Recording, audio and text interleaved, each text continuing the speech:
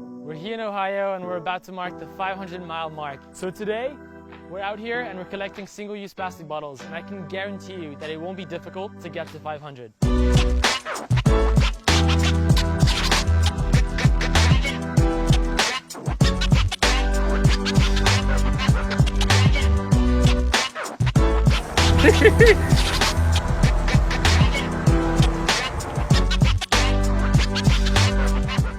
Finally made it to Columbus, Ohio, and I'm standing here in front of the COSI Museum, which is the biggest science museum in the country. We're giving the first big speech. Super excited to be meeting some local activists, some nonprofits, and state representatives. COSI is proud to welcome Sam Benchigab. We all can't run thousands of miles across the country like Sam, but we can each work harder to help educate others on this important topic. There's so many things we can do, and as individuals, we all have tools in our fingertips, whether that is to take the first step to run across the country or take the first step to reduce your plastic consumption. Thank you guys. For our official presentation. Just gave our first official presentation here at COSI. A magical way to enter Columbus, I think.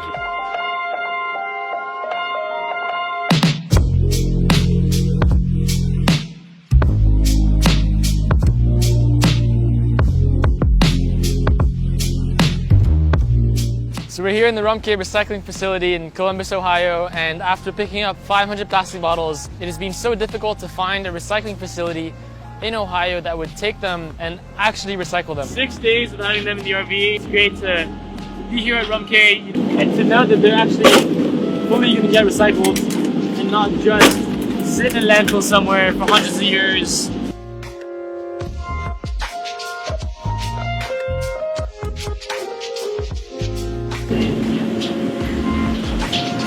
About to get a little tour of what happens to the trash once it comes here. Here in our Columbus facility, we collect and process about 60,000 pounds of recyclable material a day. 98% of our material stays in the United States and 80% of it stays right here in Ohio. Our glass plant is pretty unique and one of a kind to the region. We process about 4,000 to 5,000 tons of glass a month from our Dayton glass plant. And we collect your recycling. It comes to the tipping floor where you dropped off those water bottles, and from that tipping floor, it'll go on conveyor belts, and as you've seen, it'll go through some sophisticated equipment. It'll go through our optical scanners, eddy currents for metal, and then we also have a lot of folks, a lot of people sorting that material. So after the material is baled, like it is right here, it'll go off on trucks and we'll take it to end users, companies that'll be able to do something with this material. The aluminum cans, for example, they will be back on the shelf in 60 days. To mark off the end of the day and how many miles we did, today is the 37th day of this journey, the last day of August. First 30 miles. Oh boy, that feels good. On to the next one. On to the next one.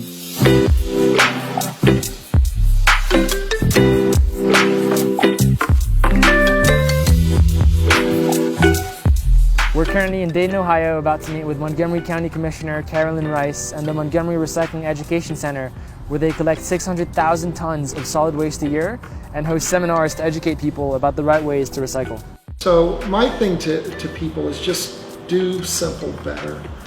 Don't make the message overly complicated. People don't like overcomplicated messaging because then they're just like either they're not going to do it or they're just going to end up doing it wrong because they're not sure if they're doing it right. So kids have a powerful lobbying ability both at home and in the public. And again, things like what you're doing, that inspires kids to become involved in different ways and different activities. So education and outreach with young people is just highly critical, I think, in our country.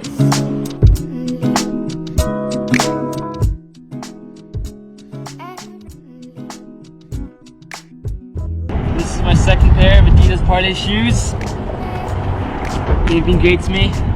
Made from recycled materials collected from shorelines around the world. They're supposed to switch out every 400 to 500 miles. Probably have 50 more miles with these. For now, I need to go to Indiana.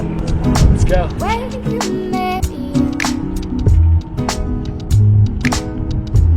Almost there, Indianapolis.